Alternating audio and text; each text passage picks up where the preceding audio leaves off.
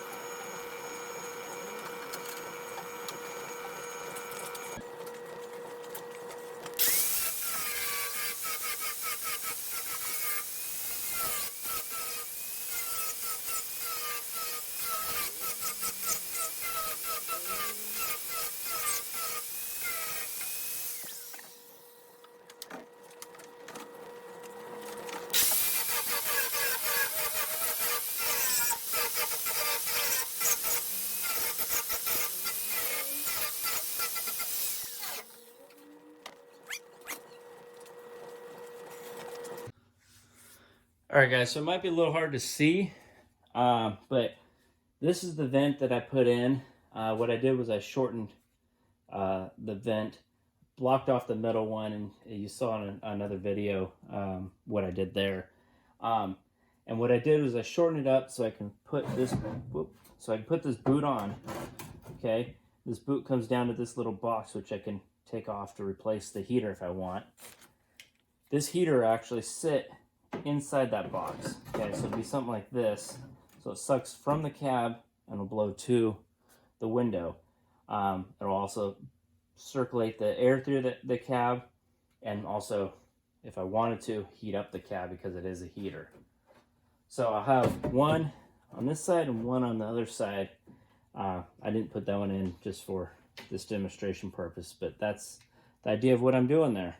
Okay, so stay tuned. That will be in another video on how I'm gonna install this and drill for all this, and just basically get it prepped for a heater. All right, let's get underneath the car and I'll show you what I mean by the sway bar interrupting that mid mount. All right, guys, so let's find a good location to put the vents. Okay, so I want to be able to have the vents come up and over to this hole here, okay? And I have a rubber tube. See if you guys can see it. I have a rubber tube that's gonna go from here with a clamp on that down to here, okay? Now I wanna stay out of the way of the gauges. So I know I have a gauge here and a gauge roughly right about here, so that'll be clear, okay? But I also wanna stay away from the mounting point for the steering wheel, okay? So this hole here I'm gonna try to keep, and that's what I'm gonna use to feed my steering wheel lights, as far as the turn signal lights and emergency lights or whatever else I have running there, horn, whatever else. So all that, the electrical that's on the steering wheel or steering shaft is gonna come up through this hole here, okay? So I wanna be able to be far enough away that I can still use that hole. And then I also wanna match that over here, okay? So now, this heater is gonna be sucking up and blowing onto the window, okay? So let's go ahead and find a good location for those two. I'll drill a hole for the heater unit, and then I'll see if I can weld these guys on. Now I'm just gonna tack weld them because I don't think they need a full bead. I'll tack weld them and then I'll put caulking to fill in the rest, because that's all it really needs. It just needs enough to hold it on and then seal it.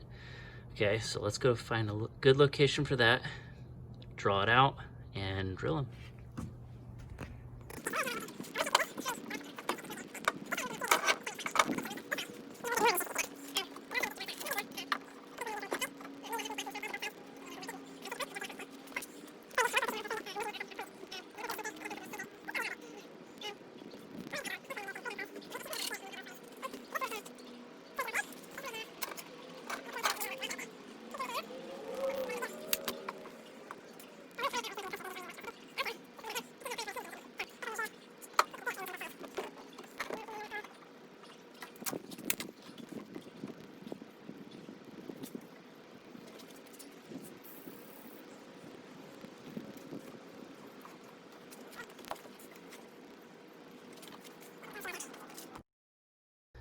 So this is the bracket that I'm talking about. There's two small little welds. Since I'm not gonna have a glove box, I'm just gonna go ahead and take that out.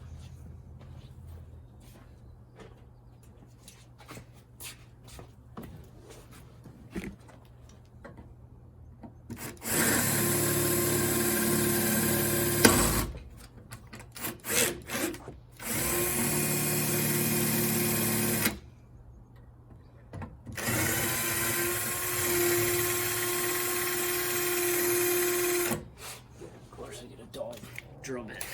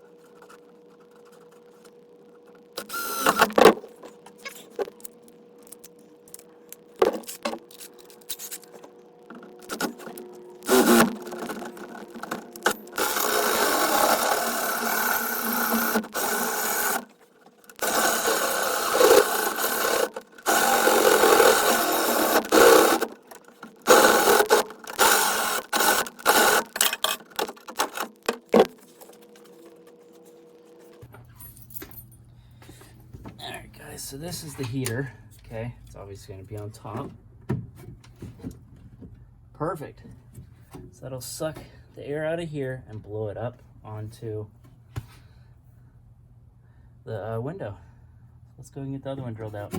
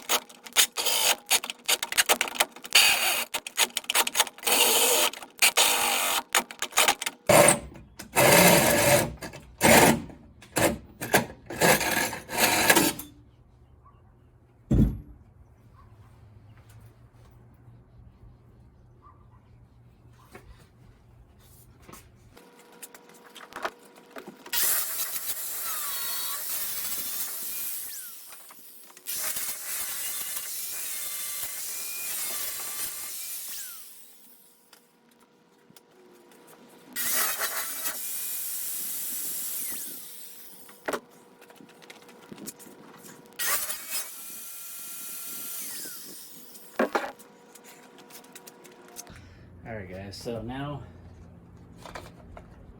fun task of trying to make it fit somewhat tight to those two areas. Okay, so we're going to go ahead and make this one the P for passenger and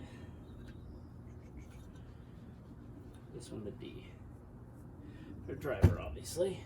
Okay, so it's pretty close.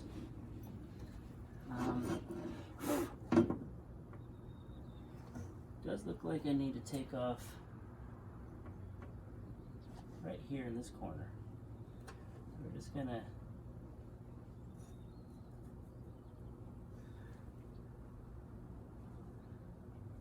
do that. I'm gonna grind down right here. Okay, that's to get over this little hump, okay?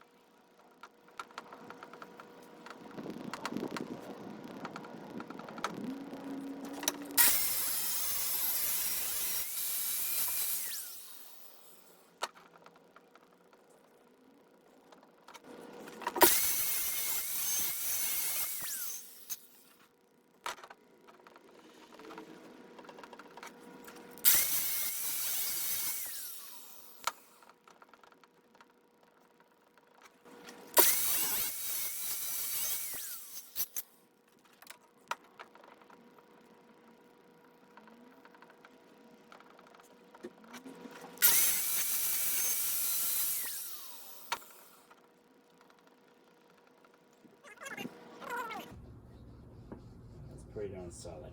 So now I'm just going to tack weld it, and then I'll caulk it all the way around and make it sure it's nice and seal in there, okay?